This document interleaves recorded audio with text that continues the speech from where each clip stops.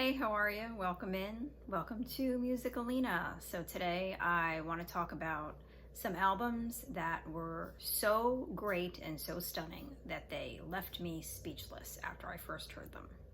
First up is the album Title by Fiona Apple. It was released in 1996. It's worth noting that 3 of the albums I'm going to talk about today were released in 1996. So I was really into Tori Amos when I was around the age that I was at back in 96. And so when Fiona came out with, what was her first single? Shadowboxer? Yeah, I was pretty blown away, and I thought that she was much older than she actually was. The lyrics and the music, but the lyrics especially on the album Title, have a depth and a maturity far beyond her, what was she, like 16 when she wrote that album or something? I simply couldn't believe how good it was. And for somebody that young to be able to express herself so eloquently, it really blew my mind. I mean, I was writing poetry, at 15, 16, and I was pretty good, but her lyrics are better than the lyrics of people who were, twice, 3 times her age. The album is just beautifully done all the way around. The arrangements, the orchestra, just everything is absolutely just pitch perfect.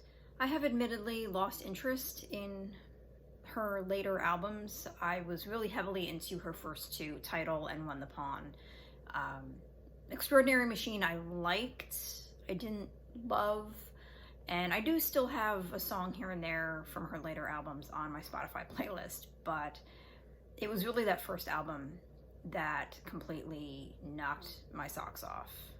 Next up is an album by Musicalina Cello. It's an album called Peace Beyond Passion. I have been a fan of Michelle since her first album. I believe it was called Plantation Lullabies. She is so underrated as an artist. She is so brilliant. She's a great musician. She's a bass player. She's a wonderful singer. She's a great songwriter. This album, though, as much as I love all her albums, this album, it is like on another plane. It is just stunning from beginning to end. The songwriting is so unbelievable. It's an intellectually emotional album, if that makes any sense. It's just so lovely and it's so powerful. The songs, there are some songs, I'm thinking especially Leviticus F word, that are like a punch to the gut, and yet they're so beautiful. If you are not familiar with the music of Musicalina Cello, I highly recommend really any of her stuff. She is brilliant. She is one of the best artists out there today. Next up is Boys for Pele, released in 96.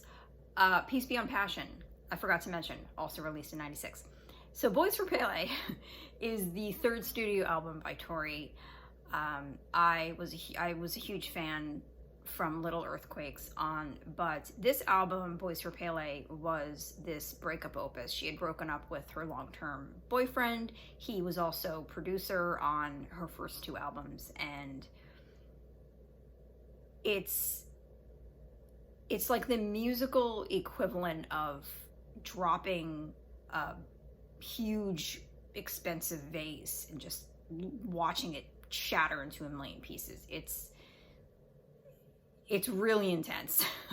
Tori makes use of the harpsichord in several of the songs on this album, and it really runs the gamut. There are heavier, kind of louder songs, and then there are very soft, heartfelt songs. It's sad. It's a sad album. Her heartbreak is clearly evident through her lyrics and through her singing. And I think the more you listen to it, the more layers you uncover, and the better it gets and the deeper in love you fall for this album. Next up is The Wall by Pink Floyd, which was released in 79. Yeah, in 1979.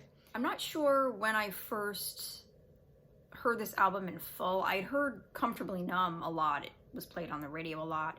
It was in a mixtape that they would play in gym. Like when we had gym class in high school, we would sometimes, it was raining and we couldn't like walk around the track, we would sometimes just walk around the gymnasium. I know, it's so exciting. And this song was on that mixtape. It's kind of random, but anyway, so The Wall is, I think, one of those albums that you really have to listen to from beginning to end to get the full impact of it. I mean, I don't really think I need to go too in depth about this album. You've probably heard this album.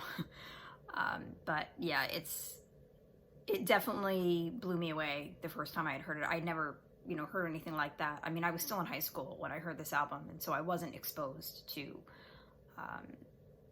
a lot. I mean, I was exposed to a lot of music, but nothing like that, I remember listening to that album for the first time and just sitting there thinking, holy shit.